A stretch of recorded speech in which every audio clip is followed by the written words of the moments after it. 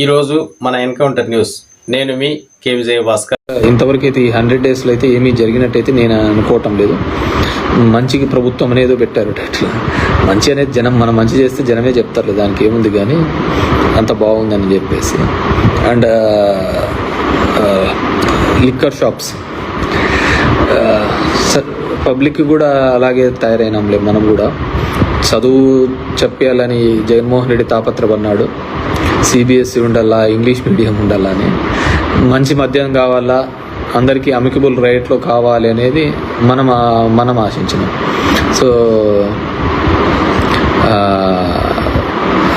So ఆ విధంగా ఉంటుందన్నమాట. సో మద్యం సంబంధించి కొత్త పాలసీ అని చెప్పేసి, మద్యం గురించి పాలసీ, మద్యం రేట్లు తగ్గించే చీప్గా వచ్చే పాలసీ కంటే కూడా ఎడ్యుకేషన్ ప్రైవేట్ కాలేజెస్లో కావచ్చు, ప్రైవేట్ యూనివర్సిటీస్లో కావచ్చు, అందరికీ అందుబాటులో వచ్చే విధంగా ఏదైనా పాలసీ తీసుకుంటే బాగుంటుంది. ఫీ స్ట్రక్చర్ చూసాము, ఒక్కొక్క దానిలో ఫీ స్ట్రక్చర్ కూడా ఉన్న నారాయణ మంత్రివర్యుల దానిలో కూడా ఎంత ఫీ స్ట్రక్చర్స్ ఉన్నాయో ఆ ఫీ స్ట్రక్చర్ పెట్టుకుంటే బాగుంటుంది. ఆ ఫీ స్ట్రక్చర్ కూడా పెట్టుకుంటే సరిపోతుంది. సో ఎక్కడైనా చదువు గురించి ఆలోచించాలి కానీ మందు షాపులు తగ్గించినాయి, రేట్లు తగ్గించినాయి, 99కే క్వార్టర్ అనే బదులు 10,000 వరకు కూడా 10th వరకు ఎవరే కానీ ఫీజులు పెట్టకూడదని చెప్పి పెట్టండి, బాగుంటుంది కదా. 1,00,000, 2,00,000, 3,00,000, 5,00,000 వరకు ఉన్న ఫీ స్ట్రక్చరు 20,000 దాటకూడదని ఒక మంచి రెగ్యులేషన్ కమిటీ వేయండి. యూనివర్సిటీలో ఫీజెస్ ఈ విధంగా ఉండని వేయండి. సో అంటే ఎక్కడికి మనం ఆలోచిస్తున్నామంటే ఏవి అవసరమో దాటి గురించి కాకుండా మిగతా దానిల గురించి ఆలోచిస్తున్నారు. అండ్ రెండోది ఏదో నేను పార్టీ మారుతాను అని చెప్పేసి.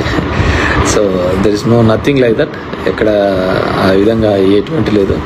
నేను ఆంధ్రప్రదేశ్లో రాజకీయం చేసినంత కాలము కూడా వైఎస్ఆర్ ఫ్యామిలీ వెంబడే ఉంటాము, వైఎస్ఆర్ కుటుంబంతోనే ఉంటాము. దిస్ ఈస్ ఇప్పటి నుంచి కాదు, మేము 35 సంవత్సరాల నుంచి కూడా ఆ ఫ్యామిలీ, ఆ కుటుంబం వెంబడే ఉన్నాము. ఎటువంటి పదవులు లేనప్పుడు ఉన్నాము, వాళ్ళ కష్టాల్లో ఉన్నప్పుడు ఉన్నాము, ఇబ్బందుల్లో ఉన్నప్పుడు ఉన్నాము. ఎలవెల్లా ఆ కుటుంబానికి తోడుగా ఉన్నాము. ఈరోజు వాళ్ళ కుటుంబంలో ఉన్న వాళ్ళే పక్కకు పోయినారు తప్ప మేము ఎక్కడికి పోలేదు. సో మేము ఎక్కడికి పోవటం లేదు. I will be with YSR party only. So దానికి ఎటువంటి ఇది లేదు. సో మనకు చేతనైనంత వరకు కూడా వైఎస్ఆర్ కుటుంబానికి తోడుగా అండగా నిలబడాలనేది మన ఆలోచన. సరే, వాళ్ళలో ఎక్కడైనా కానీ ఏదైనా తప్పు చేసిన జరుగుతున్నా, ఇంకోటి జరుగుతున్నా చెప్పడం మన బాధ్యతగా చెప్పడం, కానీ అంతకుమించి వేరేది ఏం లేదు.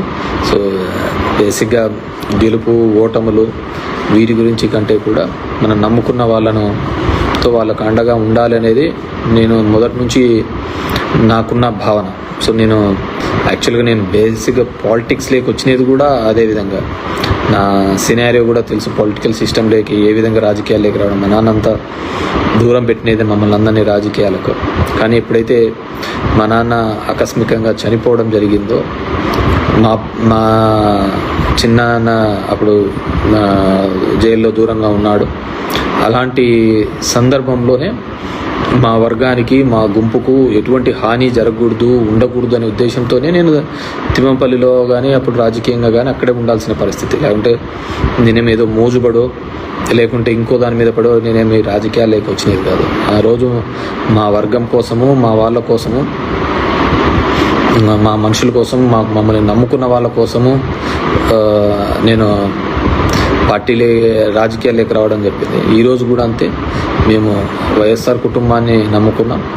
సో మంచైనా చెడైనా వాళ్ళతోనే సెయిల్ అవుతుంటాం తప్ప ఇంకా వేరే ఆలోచన అంటూ ఏంది ఉండదు. బేసిక్గా ఇప్పుడు జరగాల్సిన ప్రక్షాళన అంతా కూడా ముందు మన సైడ్ జరగాలి. ప్రక్షాళన మన పార్టీ సైడు, మన పార్టీలో ఉన్న వాళ్ళ దగ్గర నుంచి ప్రక్షాళన. ఎందుకంటే తిన్నింటి వాసాలు లెక్కబెట్టే దరిద్రమే ఎక్కువగా ఉంది. ఇక్కడే అనుభవించి, ఇక్కడే సంపాదించి నిందలు వేసి వెళ్ళిపోయే వాళ్ళే ఎక్కువగా తయారైనారు. సో కాబట్టి ముందు ఇది ఫిల్టర్ చేసుకుంటే శత్రువుతో పోరాడచ్చు. సో ముందు మన దగ్గర ఉన్న ఎదవల్ని తరిమి కొట్టి మన దగ్గర ఉన్న మోసం చేసే వాళ్ళను తరిమి కొట్టిన తర్వాతనే మనము శత్రువు మీద ఈజీగా కొట్లాడచ్చు. సో ఎందుకంటే ఇప్పుడు నేను నా అబ్జర్వేషన్లో బాగా నేను గమనిస్తున్న విషయం, ఎన్నో ఏండ్లుగా ఉండి మనల్ని నమ్ముకొని బాగుపడి ఉంటారో లాభపడి ఉంటారో, ఎవడైతే బాగుపడి ఉంటాడో, ఎవడైతే లాభపడి ఉంటాడో, ఎవడైతే దొంగవి చేసుకుంటాడో ఇట్లాంటి వాళ్ళే భయపడి తొందరగా పోతా ఉంటారు అనమాట, తట్టుకోలేక. మనం అన్ని పర్ఫెక్ట్గా ఉన్నామనుకో ఎటువంటి దానికి భయపడక్కర్లేదు. సరే కొన్ని ఇబ్బందులు అనేది తప్పవులే, ఖచ్చితంగా మన మీద కొన్ని ఇబ్బందులు పెట్టే కార్యక్రమం చేస్తూ అంటారు. అలాంటివి చేసినప్పుడు కూడా మనం గట్టిగా నిలదొక్కుని నిలబడితేనే మన కెపాసిటీస్ పెరుగుతూ ఉంటాయి.